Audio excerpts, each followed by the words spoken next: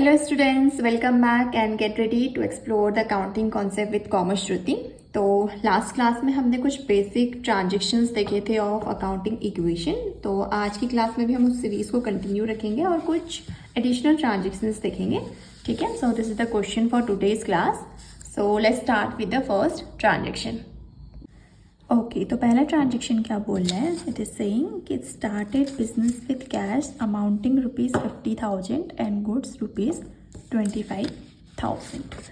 ठीक है, तो इस बार क्वेश्चन में डायरेक्टली नहीं गिवन है कि स्टार्टेड बिजनेस विद कैश। इसमें क्या लिखा हुआ है? उसने बोला है कि हमारे पास 50,000 का कैश अवेलेबल है, ठीक है, और मेरे पास 25,000 के क्या है, गुड्स अवेलेबल है। तो मैंने क्या किया, सिंपली कैश पे लिख दिया 50,000 और स्टॉक पे कितना लिख दिया, 25,000। इसका मतलब यह है कि मेरे पास जो टोटल कैपिटल रही होगी वो कितनी रही होगी, 75,000, जिसमें से मेरे पास 50,000 कैश अभी भी अवेलेबल है और 25,000 के क्या कर लिए मैंने, स्टॉक परचेज कर लिया। क्लियर हो गया first transaction? Okay, so next one is salary paid. Salary paid को हम ऐसे समझ सकते हैं सिंपली कि क्या हो रहा है, दो इम्पैक्ट क्या पड़ेंगे इसके। पहला तो इम्पैक्ट ये पड़ेगा कि सैलरी पे क्या का मतलब क्या हुआ कि बिजनेस में से कैश गया। ऑब्वियसली बात है, अगर किसी कोई जगह पेमेंट कर रही हूँ मैं तो क्या होगा, बिजनेस में से कैश जाएगा ना, in the form of cash payment में कर रही हूँ, क्योंकि यहाँ पे कुछ मेंशन नहीं है। तो मैंने क्या किया कि सैलरी पे की अपनी एम्प्लॉयज़ को, तो उससे क्या हुआ कि सैलरी पे करने से मेरा कैश रिड्यूस हुआ। तो एक इम्पैक्ट इसका कहाँ पे पड़ा, असेट साइड पे पड़ा। हमारे असेट में से कैश क्या हो गए, रिड्यूस हो गए। अब क्योंकि हर एक ट्रांजेक्शन का डुअल इम्पैक्ट पड़ता है, तो हमें देखना है कि इसका नेक्स्ट इम्पैक्ट कहाँ पड़ेगा। ठीक है, तो हमने लास्ट टाइम पे एक पॉइंट डिस्कस किया था कि जो भी इनकम होती है that will added to capital, और जो भी खर्चे होते हैं that will deducted from capital. यानी कि जो भी इनकम है उसको हम कैपिटल में ऐड करेंगे और जो भी खर्चे हैं बिजनेस के वो हम क्या करेंगे, कैपिटल में से रिड्यूस करेंगे। तो दूसरा इसका इम्पैक्ट क्या पड़ेगा, एक तो मैंने जैसे कि आपको बताया कि कैश मेरा रिड्यूस हो गया विथ रुपीज़ कितने से, 7,000 से, तो मेरा कैश रिड्यूस हो गया। और दूसरा इसका इम्पैक्ट क्या पड़ेगा कि मेरी जो कैपिटल है वो भी क्या होगी, 7,000 से डिक्लाइन हो जाएगी। ठीक है, अब इसको हम ऐसे समझते हैं, देखो कि मतलब इसको हम एक्सपेंस ट्रीट क्यों कर रहे हैं और ये कैपिटल से क्यों डिक्लाइन हुआ, इसके पीछे का रीज़न मैं आपको समझाती हूँ। जैसे लेट्स सपोज मैंने एक नया बिजनेस स्टार्ट किया, ठीक है, मैंने एक नया बिजनेस स्टार्ट किया है, ठीक है, I am doing a business. तो I am the owner of the business, मैं क्या हूँ, इस बिजनेस की मालिक हूँ। तो मैंने क्या किया होगा, बिजनेस में पहली बार कुछ पैसा लगाया होगा, ठीक है, जिसे हम क्या बोलते हैं, कैपिटल। ठीक है, बिजनेस में कोई मैंने पहली बार पैसा लगाया जिसे हम क्या बोलते हैं, कैपिटल। अब मैंने अगर बिजनेस में कोई पैसा लगाया है, ठीक है, कोई कैपिटल लगाई है, तो मैं इसके बदले क्या करूँगी, कुछ ना कुछ रिटर्न में एक एक्सपेक्ट कर रही हूँ कि नहीं करूँगी, या खाली ऐसे पैसा लगा दूँगी, नहीं ना। मगर मैं बिजनेस अर्न कर रही हूँ तो मुझे पता है कि मैं उससे कुछ रिटर्न एक्सपेक्ट करूँगी, मैं चाहूँगी कि मेरा बिजनेस बहुत प्रॉफिट अर्न करे। तो ये जो कैपिटल होती है ना, इस पर क्या किया जाता है, जो भी ओनर होते हैं इनको क्या किया जाता है, इंटरेस्ट पे किया जाता है। And it is a kind of a reward, जो कि किसको दिया जाता है, ओनर को दिया जाता है। उनके रिस्क लेने के लिए, जो भी वो रिस्क ले रहे हैं उसके लिए उनको एक रिवॉर्ड दिया जाता है in the form of interest. ठीक है, ये तो एक कॉन्सेप्ट हो गया। अब साथ ही साथ क्या होता है, अगर बिजनेस अच्छा चल रहा है, ठीक है, बिजनेस ग्रो कर रहा है, तो ऑब्वियसली बिजनेस को कोई इनकम जनरेट होगी, बिजनेस इनकम अर्न करेगा। तो अल्टीमेटली इस इनकम का हकदार भी कौन होता है, जो बिजनेस रन कर रहा है, यानी कि जो ओनर है वही क्या होता है, इस इनकम का असली हकदार होता है।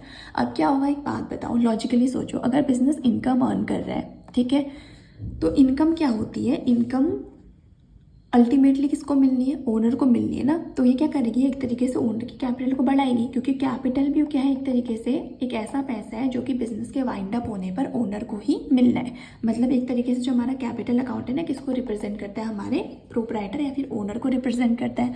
तो अब बिजनेस में जो भी इनकम होती है वो क्या होती है, हमारे कैपिटल में ऐड होती है, क्योंकि ये कैपिटल भी किसकी है, ओनर की है, और जो इनकम मिलनी है वो भी किसको मिलनी है, ओनर को मिलनी है। ठीक है, तो मैंने क्या बोला कि जो भी इनकम होती है वो हमारे कैपिटल में क्या होती है, ऐड होती है। अब जो भी एक्सपेंस होता है, ठीक है, इनकम तो मैंने कैपिटल में ऐड कर ली, लेकिन जो भी खर्चा होता है ये बिजनेस कहाँ से बेयर करता है, ऑब्वियसली इसी इनकम से ही। मतलब बिजनेस में मैंने नया बिजनेस स्टार्ट किया है, मुझे किसी फैक्ट्री का रेंट पे करना है अपनी, मुझे अपने एम्प्लॉयज़ जो एम्प्लॉयज़ हैं उनको सैलरी पे करनी है, मुझे किसी लेबर को वेजेस पे करने हैं, तो मैं ये सब कहाँ से पे करूँगी, इसी इनकम से ना, जो बिजनेस इनकम जनरेट करेगी इसी में से ये खर्चे पे करूँगी। अब जब मैं इस इनकम में से ये एक्सपेंसेस पे करूँगी तो ऑब्वियसली क्या होगा, मेरी कैपिटल क्या होगी, रिड्यूस होगी कि नहीं होगी, इनकम ऐड होने से कैपिटल इंक्रीज हो रही थी, यानी कि कैपिटल वो पैसा है जो ओनर को मिलना है, ये इनकम भी वो पैसा है जो ओनर को मिलनी है। तो क्या होगा कि इनकम के ऐड होने से कैपिटल तो इंक्रीज होगी, लेकिन जब इनकम में से हम कोई एक्सपेंस माइनस करेंगे, कोई खर्चा है बिजनेस का जो मेरे डे टू डे ऑपरेशन में खर्चे होते हैं, हम उनको माइनस करेंगे तो मेरी अल्टीमेटली देखा जाए तो कैपिटल रिड्यूस होगी ना। जो पैसा अब ओनर को मिलना है उसमें से कुछ पैसा खर्च हो गया तो ओनर की कैपिटल रिड्यूस होगी कि नहीं होगी? ठीक है, वो रिड्यूस होगी। इसीलिए हम क्या कहते हैं, हम कहते हैं कि जो हमारे ये सैलरी पेड है, ये एक तो क्या हुआ हमारा 7,000 कैश के फॉर्म में क्या हो गया, रिड्यूस हो गया, और दूसरा क्या हुआ हमारा 7,000 कैपिटल में से रिड्यूस हो गया। I hope this concept is clear. ठीक है, नेक्स्ट कॉन्सेप्ट कह रहा है कि हमारे अब अगले क्या है, वेजेस आउटस्टैंडिंग। ठीक है, नेक्स्ट कॉन्सेप्ट क्या बोल रहे हैं हमसे, वेजेस आउटस्टैंडिंग। आउटस्टैंडिंग का शॉर्ट फॉर्म होता है। ठीक है, अच्छा, आउटस्टैंडिंग मतलब क्या होता है, अगर आपको पता हो कि ड्यू हो चुकी है बट नॉट पेड, मतलब कि हमारे पास एक लाइबिलिटी थी, ठीक है, मुझे किसी अपने वेजेस का पेमेंट करना था, लेकिन क्या हुआ वो ड्यू हो गया, डेट आ गई, मुझे आज की डेट में उसका पेमेंट करना था, लेकिन मैंने अभी तक क्या किया, उसको पे नहीं किया है। मतलब वो इस अकाउंटिंग पीरियड में, इस साल में उस चीज़ का पेमेंट होना था, लेकिन नेक्स्ट ईयर आ गया, लेकिन अभी तक मैंने क्या किया, उस एक जो मेरा खर्चा था, मेरे पास जो लाइबिलिटी थी, मैंने उसका पेमेंट नहीं किया। तो नेक्स्ट ईयर हम उसको क्या बोल रहे थे कि ये क्या हो चुकी है, आउटस्टैंडिंग हो चुकी है। मतलब कि ये पिछले साल की, या ये ऐसे कह सकते हैं कि अभी की बात करूँ तो ये इस साल की क्या है, मेरे पास एक लाइबिलिटी है जो मैंने अभी तक क्या करी है, बेयर नहीं करिए, मैंने अभी तक इसका पेमेंट नहीं किया। तो वेजेस आउटस्टैंडिंग में क्या होता है, सिंपल सा इसका कॉन्सेप्ट देखते हैं कि पहला तो क्या होगा, हमारी कैपिटल को रिड्यूस करेगा। ठीक है, एक सेकेंड, हाँ, जो मेरा वेजेस आउटस्टैंडिंग है और कितने से 2,000 से मेरा वेजेस थे जो मुझे पे करना था, जो आउटस्टैंडिंग वेजेस में कन्वर्ट हो गए क्योंकि मैंने पेमेंट नहीं किया। तो क्या होगा, मेरे 2,000 के जो वेजेस हैं वो क्या हो जाएंगे, कैपिटल में से तो रिड्यूस होंगे। कैपिटल में से क्यों रिड्यूस होंगे, इसके पीछे लॉजिक समझते हैं। अभी हमने थोड़ी देर पहले पढ़ा कि जितने भी खर्चे हैं, ठीक है, that will deducted from the capital. तो ये कॉन्सेप्ट तो क्लियर है। तो अगर सिंपली मैं कहूँ कि वेजेस आउटस्टैंडिंग ना कहूँ, अगर सिंपली बोलूँ वेजेस पेड, मैंने क्या बोला कि वेजेस पे किया, तो सिंपली क्या होगा, मेरा कैश रिड्यूस होगा कि नहीं होगा, क्योंकि वेजेस पे किया है मतलब मेरे पास से पैसा जाएगा। दूसरा, क्योंकि ये एक्सपेंस है, मेरी इनकम को कम कर रहा है, तो मेरी कैपिटल में से क्या होगा, रिड्यूस होगा, क्योंकि मैं ये एक्सपेंस इनकम में से बेयर करूँगी ना, तो मेरी कैपिटल में से रिड्यूस होगा। तो अभी भी एक कॉन्सेप्ट तो सिंपल सा फंडा, मतलब एक कॉन्सेप्ट सेम रहेगा। वो क्या, ये जो मेरी कैपिटल है ये तो क्या होगी, एज इट इज़ रिड्यूस होगी। क्यों रिड्यूस होगी, क्योंकि वेजेस आउटस्टैंडिंग एक तरीके का खर्चा है। ठीक है, मुझे वेजेस पे करना है, खर्चा है जो कि फ्यूचर में मुझे अपनी इनकम से पे करना पड़ेगा, और जिसकी वजह से मेरी क्या होगी, कैपिटल रिड्यूस होगी। तो ये कॉन्सेप्ट तो समझ आया। अब दूसरा क्या होगा, क्योंकि ये सिंपली वेजेस पेड नहीं है, ये बोला है वेजेस आउटस्टैंडिंग, तो मेरा यहाँ पे कैश पे कोई भी इम्पैक्ट नहीं पड़ेगा। समझ में आई बात, कैश पे कोई भी इम्पैक्ट नहीं पड़ेगा। मेरी क्या होगी, एक नई तरीके की लाइबिलिटी जनरेट होगी जिसको हम बोलते हैं आउटस्टैंडिंग एक्सपेंसेस। आउटस्टैंडिंग एक्सपेंसेस समझ में आया। आउटस्टैंडिंग एक्सपेंसेस कहता है कि मतलब ये जो 2,000 रुपीज़ थे वेजेस मेरे आउटस्टैंडिंग थे, जो कि एक लाइबिलिटी है बिजनेस की, ये मेरी क्या कर रही है, इनकम को तो रिड्यूस करी है, इसलिए मैंने क्या किया, 2,000 कैपिटल में से माइनस कर दिया। लेकिन क्योंकि मैंने अभी तक एक्चुअल में पेमेंट नहीं किया है, मैंने क्या किया है, एक्चुअल में अभी तक पेमेंट नहीं किया है, तो मेरे बिजनेस के ऊपर क्या हुआ, फिर से एक लाइबिलिटी इंक्रीज हो गई, क्योंकि आज पे नहीं किया लेकिन कल तो पे करना पड़ेगा कि नहीं करना पड़ेगा। आज मेरे को जो वेजेस पे करने थे वो ड्यू हो चुके हैं, आज की डेट में पेमेंट करना था, लेकिन मैंने आज की डेट में पेमेंट नहीं किया, तो मुझे कल की डेट में तो उसका पेमेंट कभी ना कभी करना पड़ेगा ना। तो अल्टीमेटली इससे मेरी क्या हो रही है, एक मेरी क्या हो रही है, लाइबिलिटी इंक्रीज हो रही है। मेरी क्या हो रही है, इसकी वजह से एक लाइबिलिटी इंक्रीज हो रही है in the name of outstanding expenses. मतलब एक्सपेंसेस ऑलरेडी ड्यू हो चुके हैं, लेकिन बिजनेस ने अभी तक उसका पेमेंट नहीं किया है, तो ये 2,000 यहाँ ऐड हो जाएंगे। लाइबिलिटी मेरी 2,000 से बढ़ गई है, लेकिन मेरी जो एक्सपेंस, जो मेरी कैपिटल थी वो मेरी 2,000 से क्या हो गई है, घट गई है। समझ में आई बात। मैंने सिंपली क्या किया, मैंने कहा आउटस्टैंडिंग वेजेस का मतलब ये होता है कि वेजेस ड्यू हो चुके हैं, मतलब मुझे वेजेस का पेमेंट करना था लेकिन मैंने अभी तक नहीं किया, तो इसका सिंपली दोनों इम्पैक्ट लाइबिलिटी साइड में पड़ता है। एक तो क्या होता है कि वेजेस, क्योंकि ये खर्चा है जो कि क्या हमारी इनकम को रिड्यूस कर रहा है, तो हमने क्या किया कि कैपिटल में से 2000 रुपीज़ माइनस कर दिए, ठीक है। लेकिन एक दूसरा इसका इम्पैक्ट क्या पड़ रहा है कि मेरा कैश रिड्यूस नहीं हो रहा है, मेरी क्या हो रही है, एक और लाइबिलिटी फ्यूचर के लिए क्या हो रही है, इंक्रीज हो रही है। इंक्रीज क्यों हो रही है, क्योंकि मुझे फ्यूचर में उसका पेमेंट करना ही पड़ेगा कभी ना कभी। तो इसीलिए मेरी क्या हुई, कैपिटल तो रिड्यूस हुई 2000 से, लेकिन एक लाइबिलिटी इंक्रीज हो गई in the name of outstanding expenses with ₹2000। Clear हुआ ये कॉन्सेप्ट? ठीक है।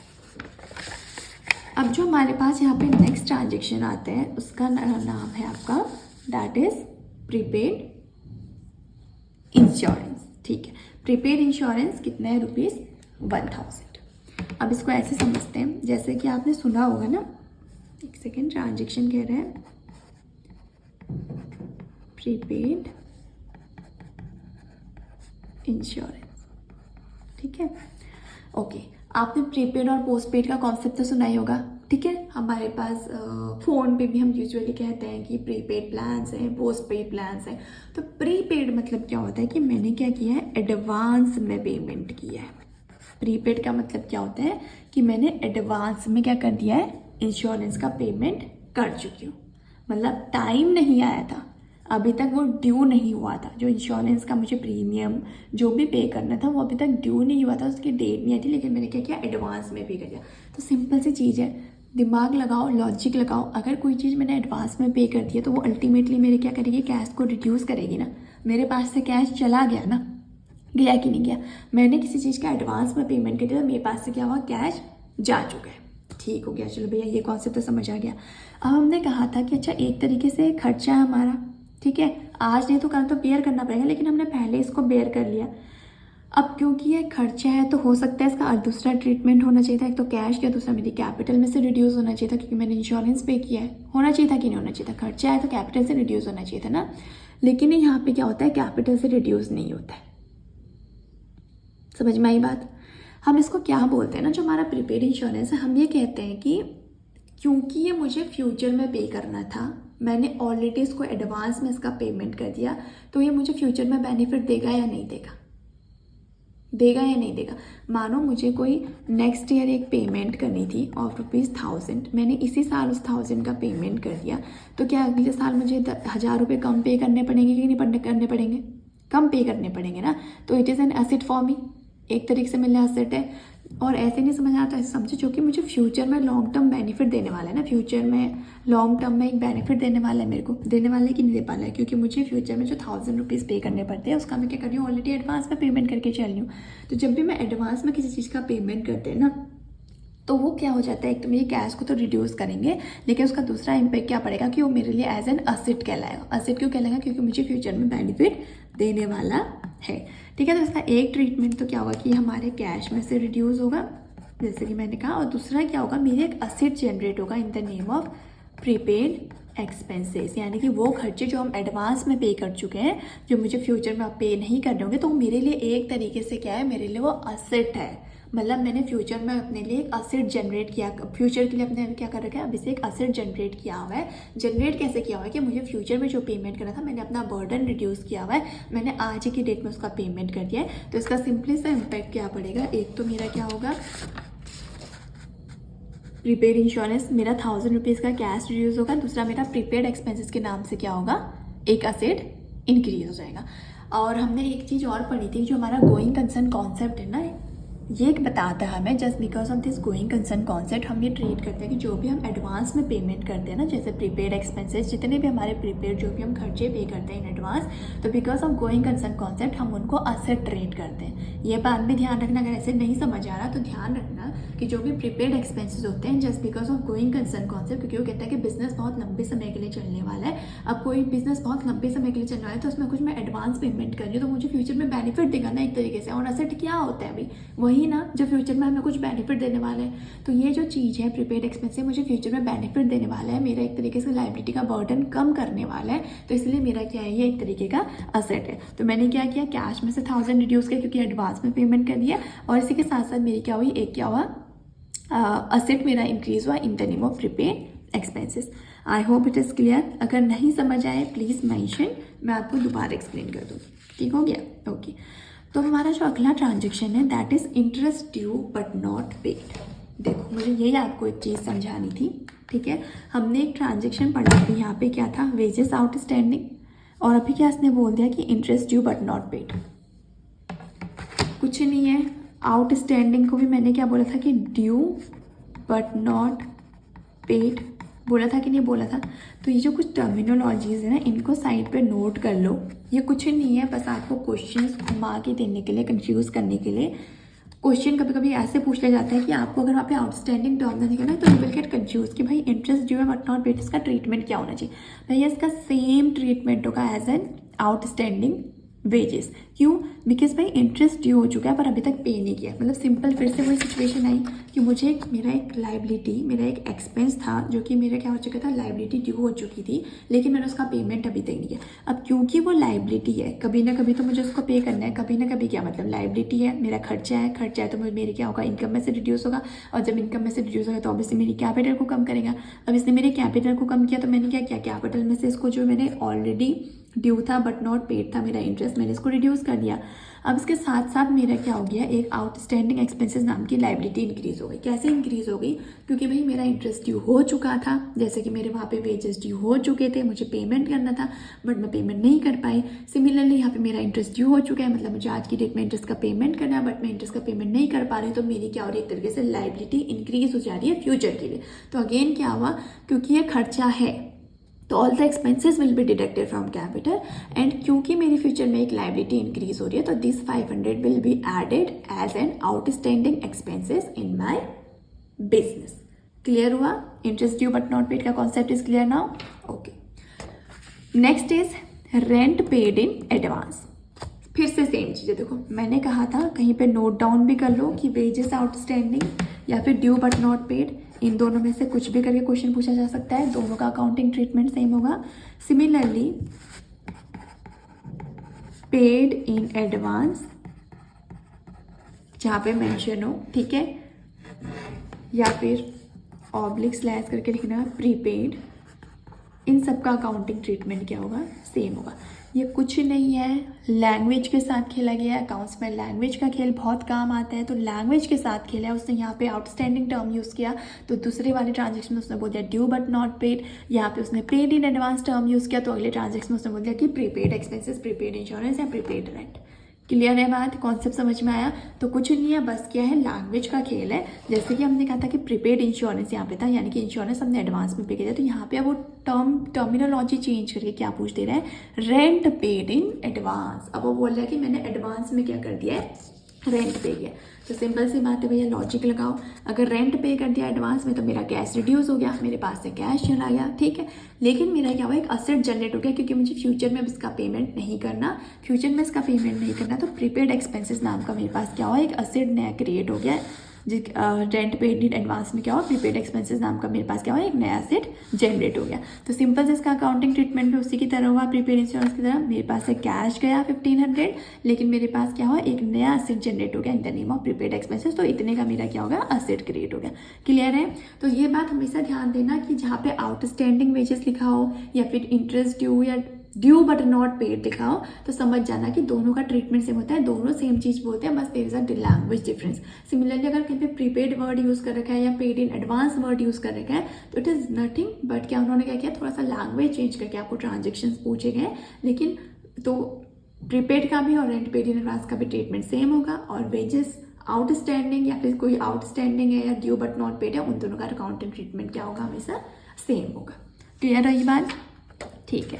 और एक काम करना है, इनको ना नोट डाउन कर लेना, जैसे wages outstanding, interest due but not paid, ये कुछ ऐसे ट्रांजेक्शन होते हैं तो थोड़ा सा कंफ्यूज करते हैं। तो इनको साइड पे या तो नोट्स में या नीचे पे मेंशन कर लेना कि outstanding slash due but not paid, prepaid slash paid in advance. तो ये terms, these terms you should know, you should be aware about all these terms. Clear है? ओके।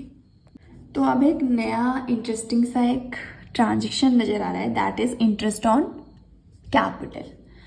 अब देखो अकाउंट्स में जो अकाउंटिंग इक्वेशन में इंटरेस्ट ऑन कैपिटल ऐसा transaction है जिसका थोड़ा सा डिफरेंट ट्रीटमेंट होता है। डिफरेंट नहीं मतलब you will get to know कि इसका जैसे अभी तक तुम कहते कि या तो असेट साइड पे इम्पैक्ट पड़ता है या लाइबिलिटी साइड पे इम्पैक्ट करता है या फिर एसेट और लाइबिलिटी दोनों साइड पे इम्पैक्ट करता है, लेकिन जो इंटरेस्ट ऑन कैपिटल है वो तो सिर्फ एक पर्टिकुलर क्या बोलते हैं हमारे सिर्फ कैपिटल को ही इम्पैक्ट करता है। कैसे देखो, हमने डिस्कस किया था कुछ देर पहले कि जो हमारी कैपिटल होती है वो क्या होती है, एक तरीके से जो अमाउंट ओनर कंट्रीब्यूट करता है, ठीक है, बिजनेस में, उसके बदले इस कैपिटल के बदले जो अमाउंट कंट्रीब्यूट करता है उसको क्या दिया जाता है, इंटरेस्ट पे किया जाता है। नहीं किया जाता है।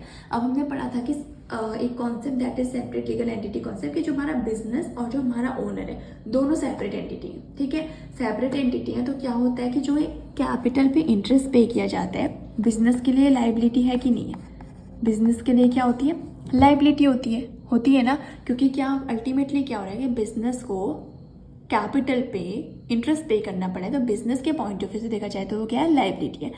और जो ओनर को कैपिटल पे इंटरेस्ट मिल रहा है वो इसके लिए एक तरीके का रिवॉर्ड है, ठीक है, जो ये रिस्क बेयर करने के लिए ले रहा है, जो ये रिस्क ले रहा है उसके बदले उसको क्या दिया जाता है, इंटरेस्ट पे रिवॉर्ड दिया जाता है। अब इससे अल्टीमेटली क्या होता है कि इम्पैक्ट दोनों किस पे पड़ता है, कैपिटल पे पड़ता है। कैसे, हमने पढ़ा था कि जो भी खर्चे होते हैं वो कहाँ से डिडक्ट होता है, कैपिटल से। तो यहाँ पे ये बोल रहा है कि इंटरेस्ट ऑन कैपिटल इज ₹2000। तो क्या होगा, एक बार बिजनेस इसको रिड्यूस करेगा विथ ₹2000 एज एन एक्सपेंस, ठीक है, और एक बार ओनर इसको ऐड करेगा एज ₹2000 एज एन इनकम, क्योंकि बिजनेस के पॉइंट ऑफ व्यू से ये एक्सपेंस है और ओनर के पॉइंट ऑफ व्यू से इनकम है, उसको अपनी कैपिटल पे क्या मिल रहा है, इंटरेस्ट मिल रहा है। तो ओनर के पॉइंट ऑफ व्यू से इट इज इनकम, लेकिन बिजनेस को क्या करना पड़ रहा है, इस पर इंटरेस्ट पे करना पड़े, तो बिजनेस के पर्सपेक्टिव से क्या है, खर्चा। तो all the expenses will be deducted from capital and all the income will be added to capital.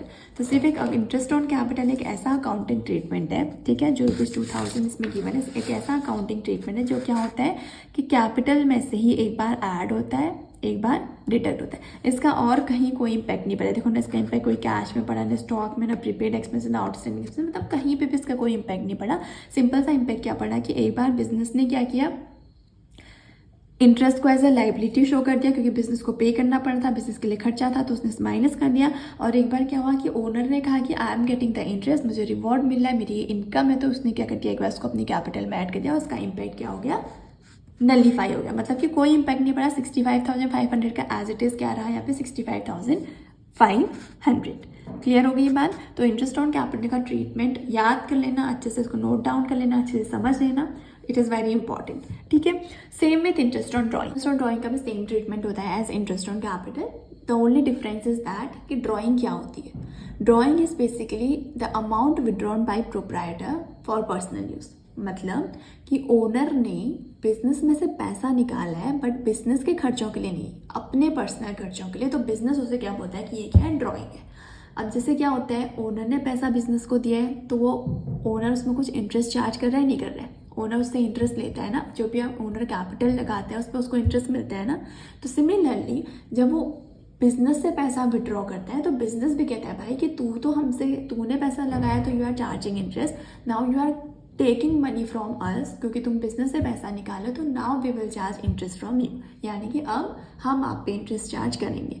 तो यानी कि इंटरेस्ट ऑन कैपिटल तो बिजनेस के लिए खर्चा था, लेकिन इंटरेस्ट ऑन ड्राइंग बिजनेस के लिए क्या होगी, इनकम होगी, क्योंकि अल्टीमेटली ओनर पे कर रहा है किसको, बिजनेस को। तो इसका क्या इम्पैक्ट पड़ेगा इस ट्रांजेक्शन का, एक तो एक तरीके से हमारा एक्सपेंस है,